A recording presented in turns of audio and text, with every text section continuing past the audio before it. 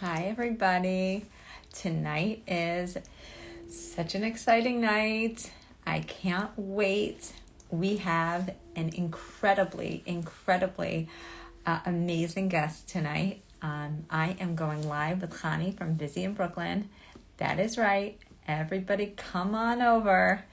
Oh, this is so exciting. Tonight is a really exciting night. I am so excited because tonight I am going on with my friend and an amazing, oh my goodness, influencer and an amazing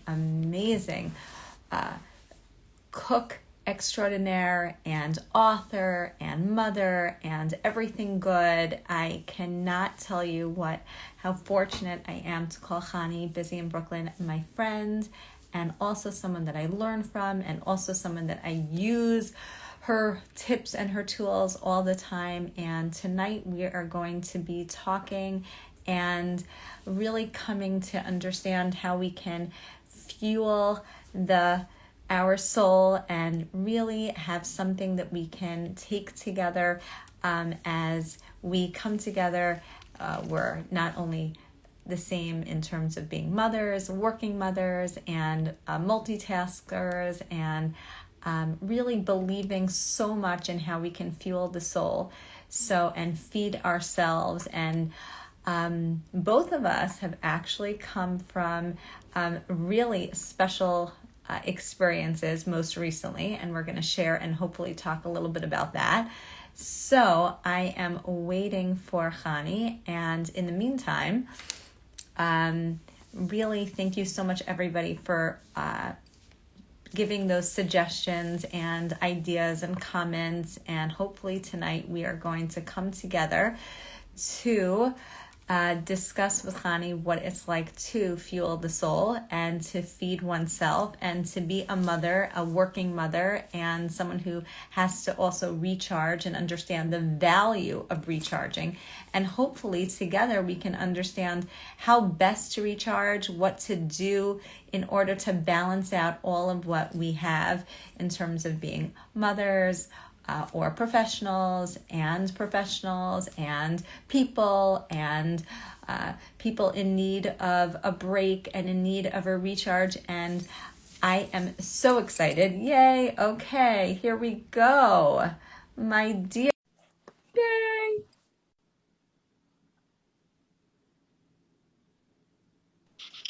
Hello, hi Hey. Nadia, how are you? Hi, Chanie. I'm good. I'm so excited. I'm beyond good. I have been looking forward to today, being able to see you face to face. Although Well, I this is have, not face to face, but yeah, camera to okay. camera. Okay, as Yes, close as we can get, yes, because you have chosen to be upstate for the remaining part of the summer, right? yes. Right. So I can understand the veer towards going on this what I call a workation, where you go, you work, and you go in the beauty of Italy. I don't know that I can fully understand what it's like to be upstate, but I to mean, each because you his own. live in the five towns, so you're like, you kind of live Okay. in you live in the suburbs. I Okay. live in Brooklyn. We don't have a lot of grass. I always say I come upstate just so my kids could get to smell grass in the summer. But Okay. really, I mean, I grew up going to the country myself, and I just have like such good memories running free outside and catching salamanders and being in the forest and just like always being with friends till like, till like, it was dark at night. And like, I just feel like it's such a healthy way for kids to be able to have that freedom in the summer. And yes, especially living in the city, not having a lot of the outdoors, especially through COVID in the past 2 years, they really didn't get to go out a lot. And I just feel like kids grow so much, like physically grow so much in the summer. Um, yeah, so I just think I wanted that for my kids, and I'm glad I'm able to give it to them. Right. So what I'm hearing from you, Connie, is again I give it to my kids, and I'm doing it for my kids. And if I could just start off by saying what a giving person you are, but like again, like there's a point where you give and you give and you give, and it's a lot of a sacrifice. And as mothers and as professionals, it's like we have to do that balance of how much we give, whether or not we want to, we don't want to. It does sound like you enjoy it yourself. I imagine that, The fresh air is good for everyone, but not necessarily what you would choose. Maybe you would Yeah. choose Italy over a longer time in I mean, Italy. I'm definitely like a person that like I like the action of the city and the buzz. Okay. It's a little quiet here for me. I'm like I Okay. always say, like, how many times can you go back and forth to ShopRite or Scops? It's like, I mean, I do a lot of recipe testing in the summer because Right. I'm not really one to just sit at the pool, and I'm not a swimmer, so I end up working a lot. Um, but yeah, I mean, I feel like I like to put, my kids are definitely my priority, and what's best for them comes first, and their health, their happiness, and physically, emotionally, spiritually, all that. So it would, if it was up to me, I would be in the city, but I think that it's super important for them to have it. I think for people that live in more suburban areas, it's not so important. Right. You definitely get that lifestyle more than if you live in the city. So yeah. Right. So I guess it's also like the social piece, where the kids are, where, like you were saying, like where the action is. Yeah. And for some, like, you were saying that growth. So I'm really a big believer that like the summer is a time for like social and emotional growth. And like, because there's no academic pressure. And so it's all about trying to, get them, physically healthy and emotionally healthy and socially, like, coming into their own. So Yeah. if their kids are upstate, then you go upstate. If the kids are, it's like kind of, you have to Well, follow the there's kids in crowd. the city too, but I think there's like in bungalow colony life, there's this certain sense of like freedom. Everyone just goes into each other's houses. It's not like Right, right, right, a right. play date. They're just like, they find their chevra, they find their group of friends, and they're just all busy. I don't know. I wake up in the morning, I come downstairs, there's like 10 kids sitting at my table eating breakfast. I don't even blink. Like, this is how it is. You buy literally a case of ices, it's gone like in 2 days. Wow. Everyone's just coming in, opening your freezer, taking ices. It's there's something nice about it. I don't know.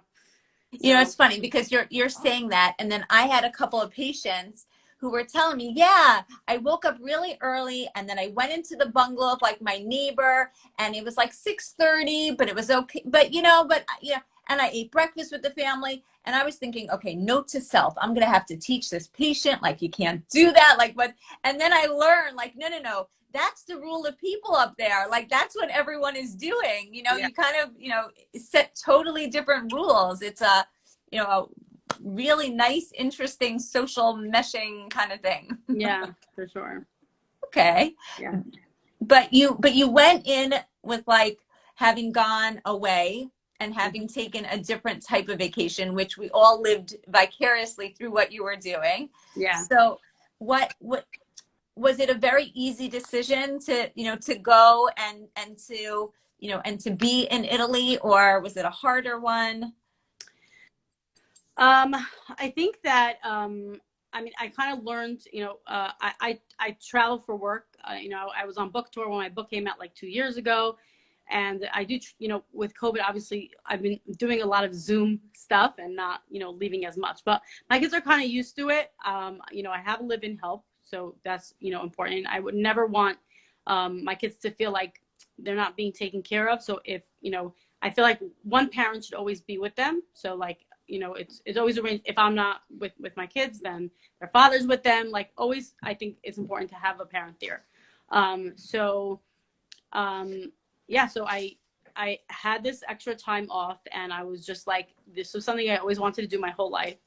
And I don't know, it just really came together, just very like miraculously almost, in a couple, like literally within a couple of days. I like booked the tickets, planned the trip, because usually when I'm traveling, it's really only for work.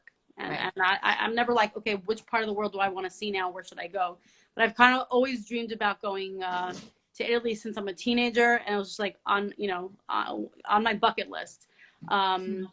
So yeah, I was just, I really want to make it happen, and I'm so glad I did it. Just, it's been for everyone, a rough patch and a rough time in the world, and just like sometimes you just have to get out of your bubble to experience something different, to really just like see outside of it and have more clarity in your life and really start like to see the blessing and just get renewed energy. Like I came back and I just like every one of my kids, I was looking at them and I'm like, I'm so blessed. Like this kid is so amazing and this kid is so amazing and this kid is so amazing. You know, because it's every day in and out, you're a parent and they come to you and they're fetching and they want this and they want that. And it's like, and especially with like, there was so much homeschooling now and not a lot of going out with all the restrictions. You know, it's very natural that a parent could start to be burnt out. And yeah, I mean, like step away from it and you come back. I just was like, I just felt on so many levels so blessed in my life, and also like, just like how much I love my kids so much. Like every one of them was like a shining light, you know? Nah, Yeah. that's so nice. You know, I think that, so I think a few things. So first of all, like what resonates with me is that, you know, sometimes when you look at the artwork, like over here where it's so close and you can't really like appreciate it, but when you take a step back, like then you could see all the colors and all the beauty and like you really can like appreciate it. So like that was the first thing that came to mind. But also what really is, it's about like the mentality. Like if you go into a trip like wanting to recharge, then you're going to find the mentality that you want to be able to recharge. Like if you go in being like, okay, so my goal for this trip is going to be just to like experience all the tastes of Italy so that I really get like a sense of, you know, different new spices and whatever, then that's what you're going to be. But if you go in with like the idea, I want to recharge, like I want to experience it, but I also want to come back like feeling better and feeling good, then you'll get like, you'll find the signs and you'll make the effort so that when you come back, you can love your children and see them better and see them more. And, you know, I don't know. I think it's like the mentality, like the goal. I always go back to like, well, what's your goal? Like, why would you want to go and make that count? I think sometimes the world or Hashem or whatever it is that you believe in gives you what you need. I don't know that I went with so much intention saying, this is what I want to get out of it.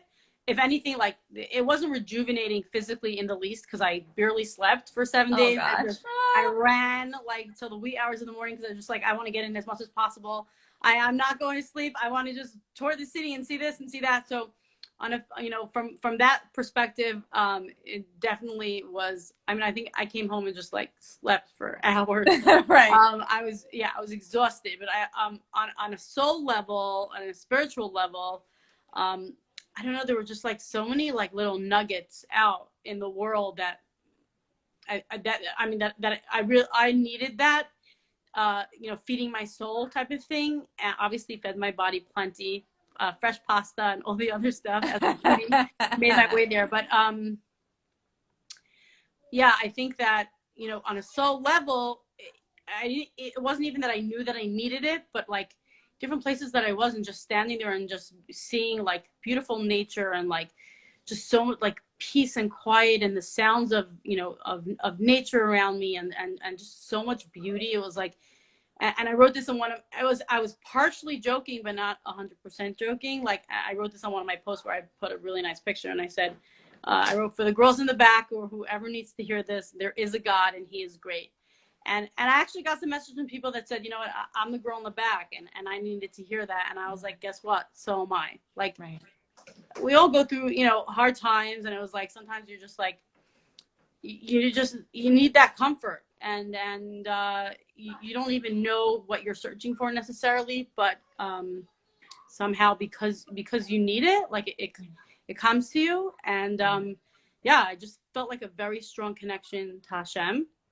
Being there, like you just see so much awe-inspiring beauty. It's hard, you know, not to believe in something greater and know that it came from such a, you know, a higher place.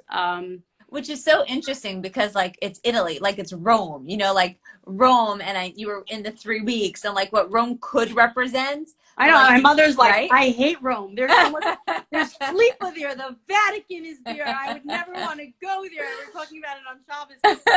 I don't want to ever go, you know, to that city. And I got something completely different from it. Right. I wouldn't say that was the place that I felt, you know, so much of that. I think I probably felt it more in Tuscany.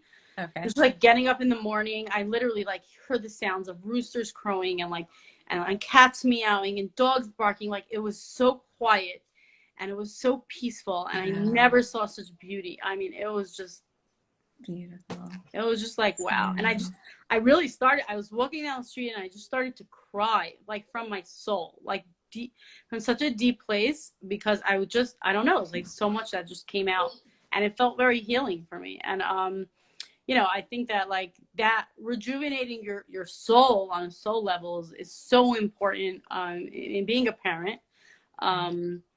And, you know, sometimes we take the time to like maybe exercise, which I think, you know, feeds our body and our soul, both, you know, physically and emotionally, and on both levels. But yeah, I mean, there's for everyone it's different, like what speaks to you. Right. You know what I mean? Right. It's funny, like, you know, it's interesting. So, you know, I'm a child psychologist, for those that don't know, Somebody asked you to right? introduce yourself, but Right. for those that Okay. are coming over So, from my page. right, Yeah. right. So Gobi Society is a place. I'm a child psychologist. I've been a child psychologist for almost 20 years now. I can't believe it.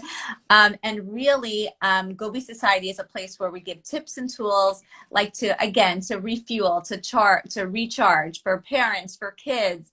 You know, it's kind of like a therapy place, but there's a place for everyone, and understanding that really it is, you know, a happy place, again, to recharge and to get tips and tools. So but what you were saying about recharging, so last week I was also on a workation.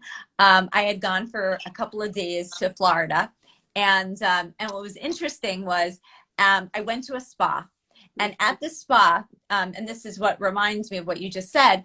So she said to me, okay, so we're going to do sounds and we're going to do lights. So you have three choices. You can either do relaxing, rejuvenating, activating, or balancing out. And I'm like, that is brilliant. Like, I love that. Like that, those are like really good options. Now, don't give a psychologist a lot of options, because I'm like, okay, wait, I don't really know. Like, can I analyze it? She's like, no, stop. No, just choose. I'm confused by all of them. Okay. Right.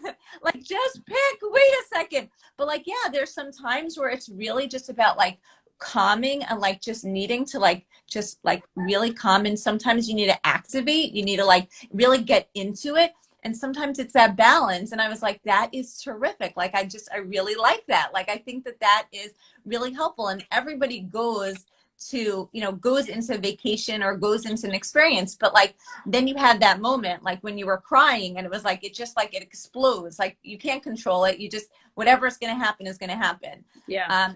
And it's nice that you, like, you know, you took that with you.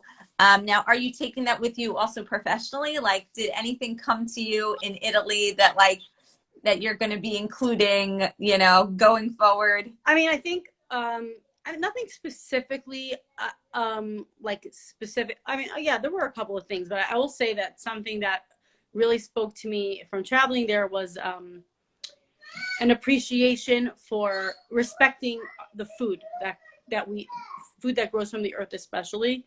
Okay. But I mean, being there, first of all, when you shop for produce in the supermarkets there, you're not allowed to just go in there and just take. The shopkeeper will, you show them what you want and they'll wrap it for you, and they just, like, the way that they handle the produce, like, you could see how much they respect it. And I think it's because, you know, they live in a country where like it's really farm to table, like everything, like, you know, all the farms, everything's locally sourced. Like in America, we're shipping everything in from different countries. I always say in the summer, I really like to take my kids to like pick farms, because they need to learn that like fruits and vegetables grow from the earth, not from like, it's not like you go to buy a package of cookies and you're buying an apple the same way. It's not made in a factory. It's made, Hashem made, you know, a world, and the way that, you know, all our produce grows, it's truly magical. Like when you take a kid and have them pick blueberries off a tree and eat it, they have a new respect for it when they're eat it the next time. 1,000%. Yeah. So, you know, in America, I don't think that we have so much, we don't value and respect the food that we eat as much as how I saw in Europe.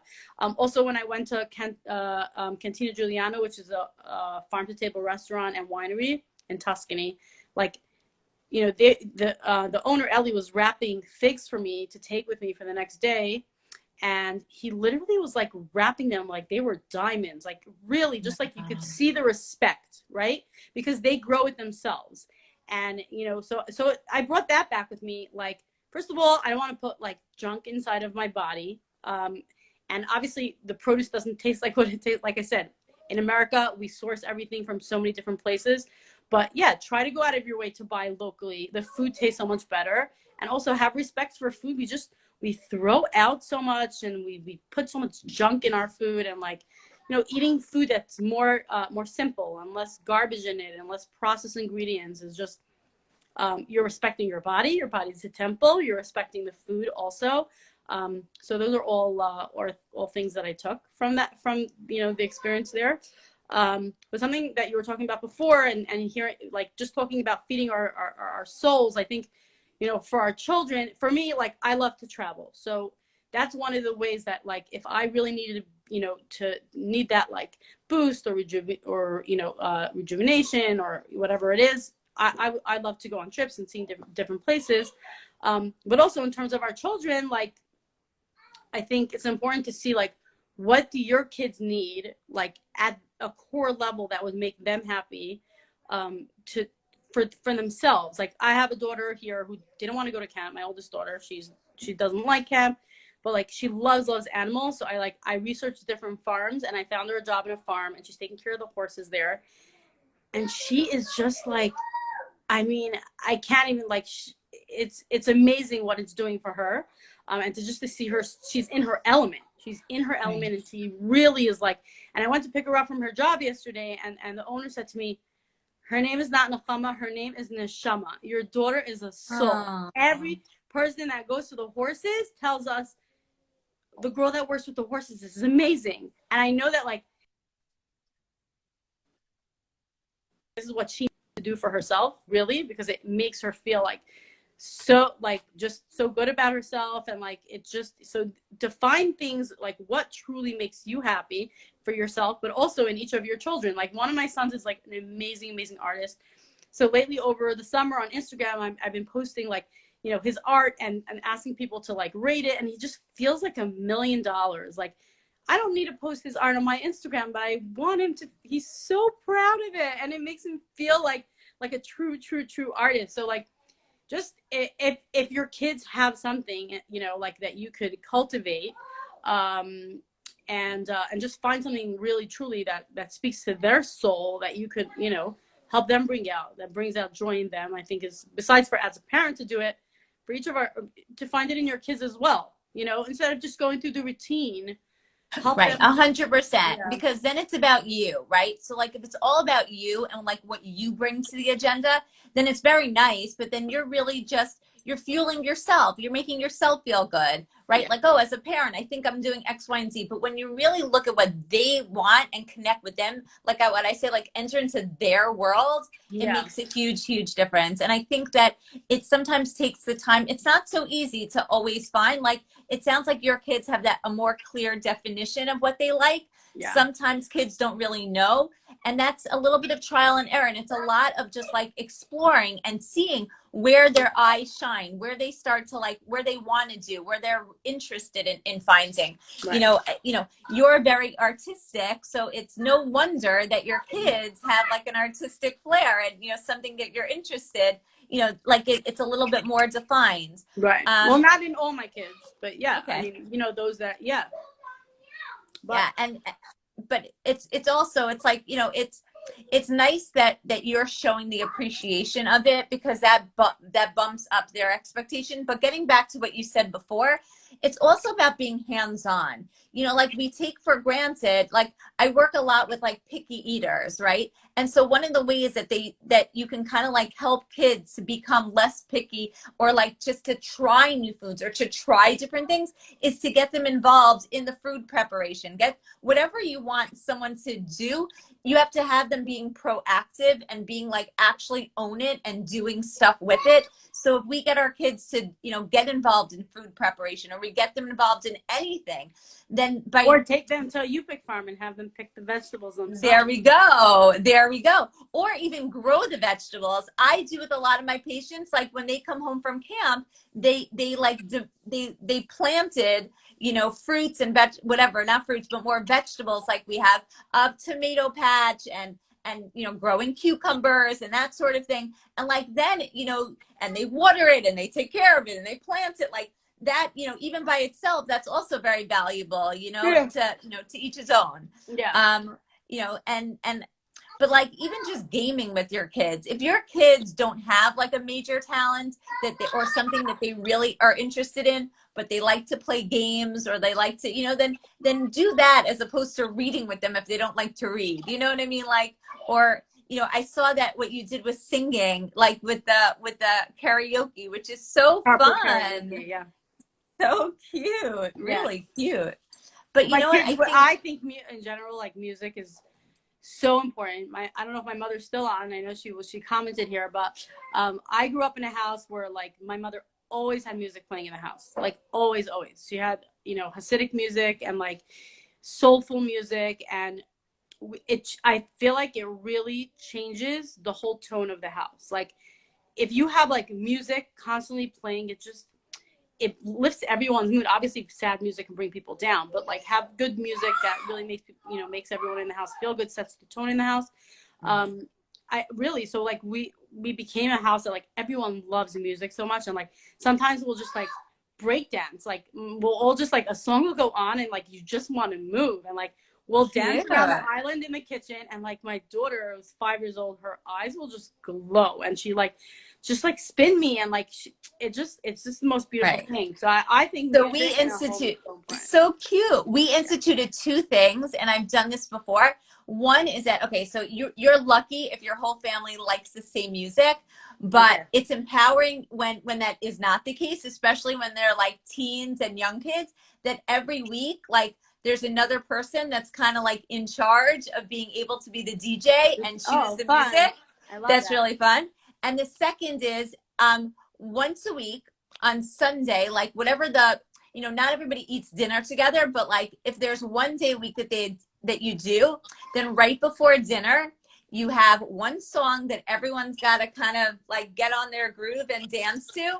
That, again, it's like, it's the start, it's kind of like Havdalah, like where some people have like, more of a musical Havdalah. So whatever it is, like it kind of like sets the tone, but I totally agree with you. Except if except if you have a child who's like tone deaf, doesn't like music, more sensory, then they've got to put on the earplugs, but but most people for sure. But I think that in general, like the mood, the image, like what you like what you try to bring to your family, like really helps. And it helps with, sad feelings or just being upset or being open.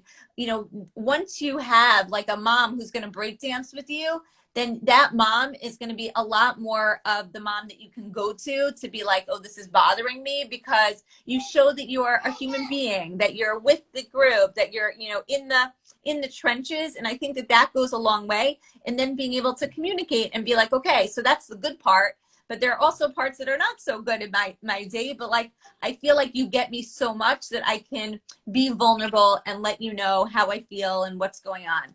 And I also think that it models, like, however you treat yourself, the kids look at that and they value that and they respect that. And they're like, oh, so mom's making the effort to, be okay and be calm and just right. I'm going to make, I'm going to believe what she says, because I know that she's putting her money where her mouth is, Yeah. Yeah. So you have all your kids home, Connie? They're all only one this month is in overnight camp, and one was in overnight camp last month. But yeah. Wow. Yeah. Okay. Yeah. That's interesting. But in the country, it's not like, you don't have to keep them busy. They keep themselves busy. So that's the benefit. Right. For the most part. Wow. So I had for the first time ever, everybody in a program. And like new program, different program, like everyone, like my youngest did sleepaway for the first time. So it was really like totally, absolutely anxiety provoking that everyone was like doing a new thing all at once in the same way. But you know what? Did you so do? far I so hope you good. So far so good. On the free time. So no, because no, I don't think so. You know what? I think that after COVID, last summer pushed off a lot of people from going to camp, Yeah. and like a lot of people's plans. And I think that the general anxiety level was like higher, so that it's just been a lot. Like a lot of people have come back from Israel after a very hard, tumultuous year and still like readjusting, and then people going to camp and still like needing that hand holding. So there's been a lot of hand holding. Like my vacation last week was, I was on Zoom a lot, and I had a lot of like sessions, and I didn't tell a lot of my patients that I knew that I was going to be on Zoom with, because I'm like, why would I tell them? I'm going to be Zooming anyway. But they saw, like, I'm not technological, but I think you could see where the person is from, like if they're on a phone session or whatever. Like, so they're like, well, where are you? That way you for the night. Oh, hi. No, yeah. In a minute, okay? You want to say hi? Hi. Yes. Hello. How are you? So cute. Yeah. They also go to bed pretty late here. That's another thing. Oh. Yeah. It gets dark pretty late, so yeah. Mommy, get stuck so fast. With that being said, they all seem to be climbing into my bed now. Oh my goodness. Okay. Yeah. So we'll wrap it up. Okay. Yes, for sure, Chanie. Thank you so much for coming on. And oh, so cute. My pleasure. Look at these guys. You want to say hi, Rose? I don't know. So cute. Wait, these are all yours? These are your youngest? These are my two younger ones. Yeah. Okay. Hey, guys. You're keeping mommy busy. Always.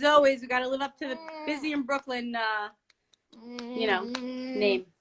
So cute. Okay, well, I want to leave you with one thing, Chanie, Yes. okay? Yes.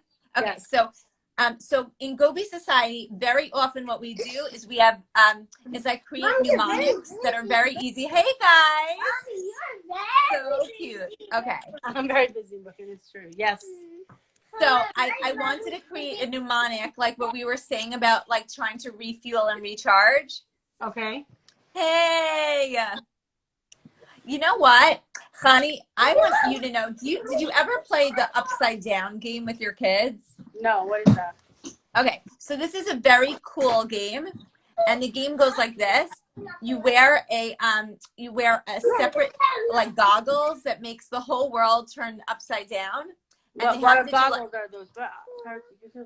There are these goggles that you get that make everything upside down, and it's really, really fun. I think your kids would really like it, by the way. You should try it. Send me a link. I'll buy it. Okay, I'm going to buy. Paris, please stop. Paris, please stop.